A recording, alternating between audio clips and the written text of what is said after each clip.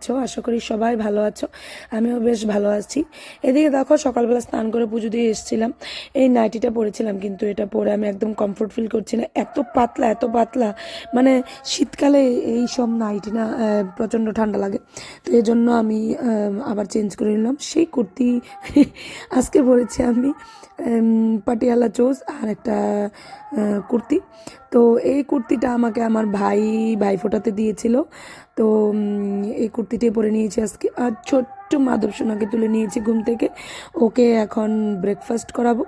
তো সমস্ত কিছু মিলিয়ে আমার সেই আগের রুটিন, রান্না বান্না, খাওয়া দাওয়া, কাপড় ধোয়া, বাসন মাজা, বাচ্চাদের যত্ন করা, এই সমস্ত মিলিয়ে আমার আরেকটা আগের রুটিন। তো দেখতে থাকো, আশা করি তোমাদের ভালো লাগবে।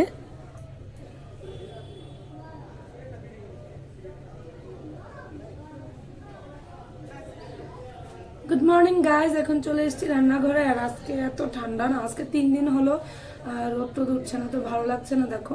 আর আমার ঘরে সবার শরীর অসুস্থ, মাধবার শরীর এখনো হয়েছে অসুস্থ। প্রথম মাধবার ছিল, প্রথম আমার, তারপর আমার হাজব্যান্ডের, তারপর আমার মেয়ের, এখন আবার মাধবার। তো কি করব, ভালো লাগছে না। তো রান্না বান্না কি করব, যাই খাচ্ছি সবই মানে গ্যাস ফর্ম করছে। তো চলো, বসে থেকে তো লাভ নেই। তো ভাবলাম আজকে একটু চিকেনের পাতলা ঝোল খাওয়া যাক। তো আমার হাজব্যান্ডের ফেভারিট, মেয়েও বলছে খাবে, ছেলে তো খাওয়া দাওয়ার প্রতি কোনো ইচ্ছেই নেই। তো চলো চিকেনই রান্না করি। ডাল ভাত হয়ে গেছে অলরেডি, মাধবকে ভাত খাওয়াবো, দেন রান্নাটা শুরু করবো। আর এইদিকে আমি দেরি না করে রান্নাটা বসিয়ে দিয়েছি। আর তোমরা বুঝতে পেরে গেছো আমি এতক্ষণে যে আমি কি রান্না করবো তোমাদের সাথে শেয়ারও করে দিলাম। এইদিকে দেখো তেজপাতা আর একটু এলাচ দিয়ে দিলাম, সঙ্গে কিন্তু লংও ছিল। পেঁয়াজটাকে দিয়ে দেবো। পেঁয়াজটা ভালোভাবে ফুটে আসলে, পেঁয়াজটা ভালোভাবে ভাজা হয়ে গেলে আমি চিকেনটা দিয়ে দিয়েছি। আমি চিকেনগুলিকে এভাবেই রান্না করি, মানে কোনো ঠিক ঠিকানা থাকে না। এই মশলা একটু পরে দিচ্ছি, এই পেঁয়াজ আগে পরে যাই তুমি দাও, চিকেনটা না সেদ্ধ হয়ে যায়, ফ্রাইও হয়ে যায়। আবার অনেকে দেখি অনেক রকম, মানে একদম ধাপে ধাপে রান্না করে। তো আমি এখন করি, আর টাইম যদি করতে পারি তাহলে ধাপে ধাপে করি। আর ওইদিকে আমার ক্যামেরার সামনে দেখে বুঝতেই পারছো, আর এদিকে শ্যাডোটা দেখে বুঝতেই পারছো কে দুষ্টামি করছে। মাধব ছাড়া আর কেউ হবে না, ওর দুষ্টামিটাও বন্ধ নেই। তো দেখো অনেকক্ষণ পরে আবার এসছি, চিকেনটা হয়ে গেছে মোটামুটি। দেখো সেদ্ধটা মোটামুটি হয়ে যাচ্ছে, 60% কি বা 70% হয়ে গেছে। তো দেখো এদিকে তোমাদেরকে দেখিয়ে দিচ্ছে, সঙ্গে না আমি আলু দিয়েছি। কেন বলো তো, ওই যে আমার মেয়ে মাটন খানা মাটনের ঝোল খায়, চিকেন খানা চিকেনের ঝোল খায়, সেই রকম আর কি অবস্থা। রান্না করতে দেখবে বেশিক্ষণ টাইম নেয় না, খুব সহজেই হয়ে যায় সমস্ত কিছু রেডি করলে। সেদ্ধ মোটামুটি হয়ে গেছে। তো এখন এটার মধ্যে একটু চিকেন মশলাটা দিয়ে দেবো।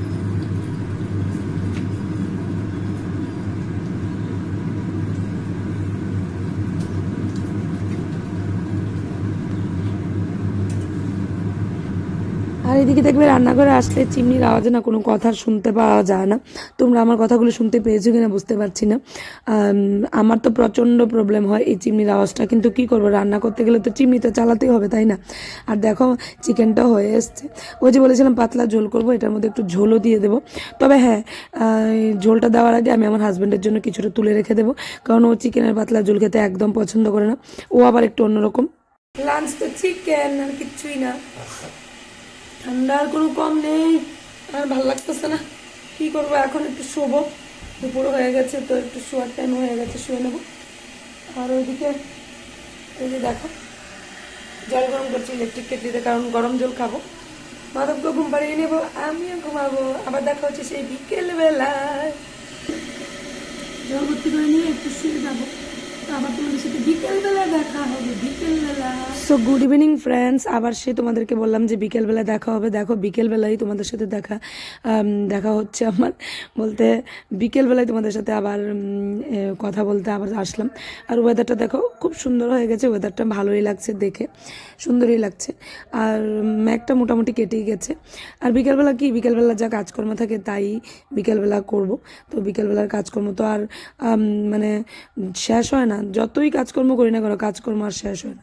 তো এইদিকে দেখো আমি আমার ড্রেসটাকে চেঞ্জ করে নিয়েছি, কারণ মাধবকে নিয়ে ও টিচারের বাড়িতে যেতে হবে। আর ওই ড্রেসটা পরে রান্নাবান্না করেছি, মানে চিকেন রান্না করেছি। তো আমার না কেমন যেন একটা খুঁতখুঁতো অভ্যাস আছে, যেই জিনিসটা পরে রান্না করব এটার মধ্যে যদি লেগে থাকে, আর বিশেষ করে আমিষ, তো আমিষ রান্না করেছি, চিকেন মাছ রান্না করেছি, তো ড্রেসটা একটু চেঞ্জ করব, আবার ওটা পরে খেয়েছি, তো একটু চেঞ্জ করে নিলে কোনো প্রবলেম নেই।